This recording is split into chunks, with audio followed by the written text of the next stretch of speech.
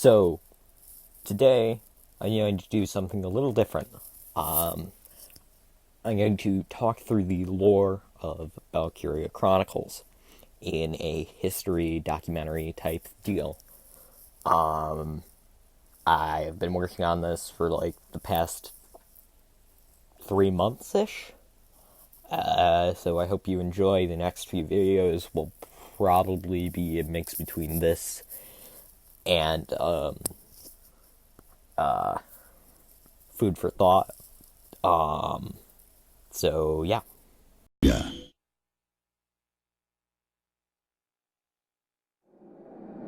In days long past, the darcens, bringers of the great calamity, invaded Europa, pushing her to the brink of ruin. But the godly Valkyria heard the prayers of the people.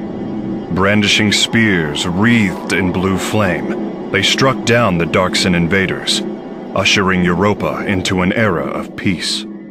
The history of Europa is a long story that is often shrouded in myth and legend due to the fact of the early sections of it aren't really known by the public, only what the Church of the Valkyrur have told people. But this story truly starts in 265 before the European calendar starts, when the darcens were first recorded in the future Germanian and Gallian states by the Roman Empire. That is, but due to the discoveries of the late Faldio, of a late archaeologist during the Second European War named Faldio, we now know that they'd been around for thousands of years. When the Roma found them, they were in numbers of the mere hundreds. When they learned from the native people of the area, they heard the story that that we all know today, that the Valkyrur had heard their prayers, and she sent her legions to destroy the darcens. These myths lined up with the Greco army led by Alexander mysteriously disappeared when they tried to expand northward towards the later states of after taking the future states of Jutland and Aegylia. The Roman Empire incorporated these myths into their empire when they annexed the Germanian states, Francia, Potsdania, and Edinburgh. The darcens, facing further persecution and slavery under the Roman Empire, Roma's empire, they migrated north to found the cities of Ewell and Randgries. So, the only major events that happened that are relevant to our story that over the past 2,000 years, that I'm unwilling to invest time into because, my fucking god, this will take forever to edit, is the formation of the Church of the Valkyrur, the fall of the Roma Empire, the rise and fall of the Frankian Empire, the formation of the Holy Valkyrian Empire. All of these empires rising and falling lead to migrants that believe the anti-darcen myths to immigrate into the future states of Gallia, or into the majority darcen state of the Duchy of Gallia.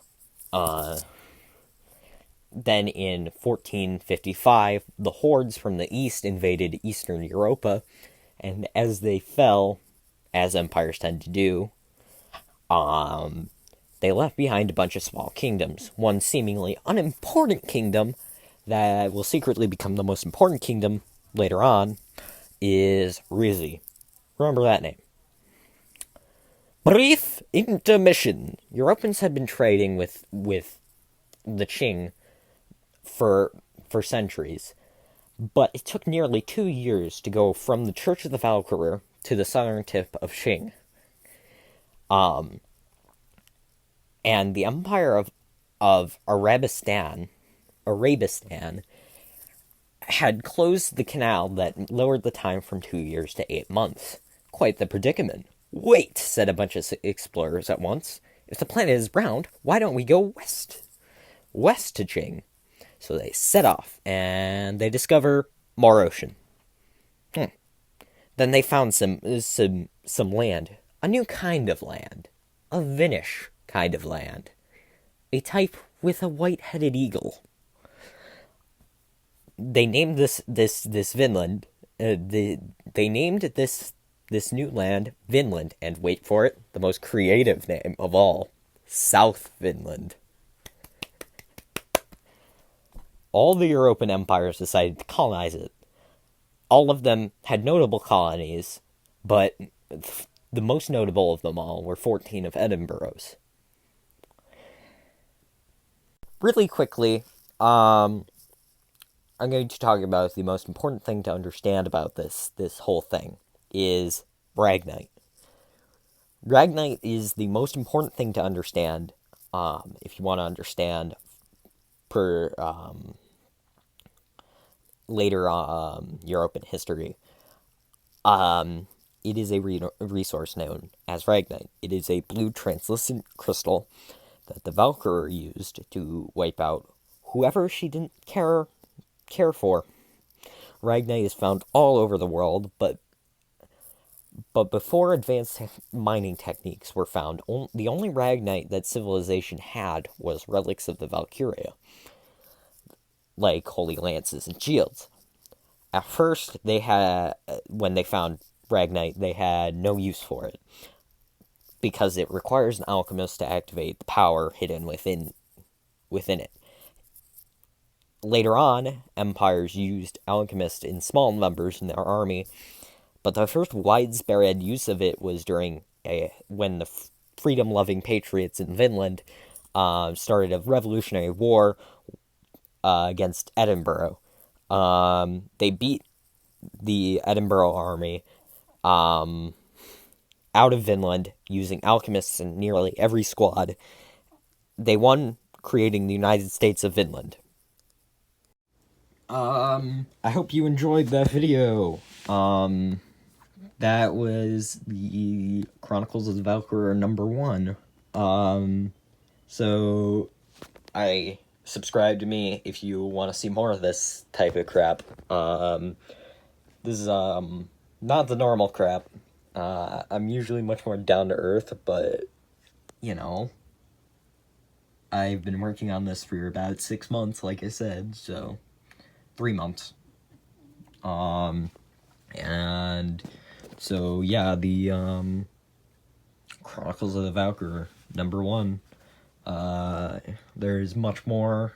If you want to see more, show support, because my fucking god, it's taken me 3-ish hours to edit this video.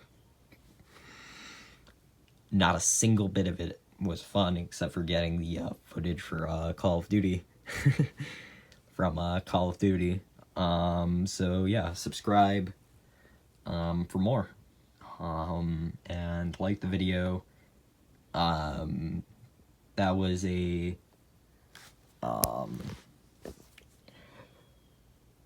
fake history video based off of the Valkyria Chronicles franchise. So yeah, I hope you have a fantastic day and a fantastic life. Goodbye.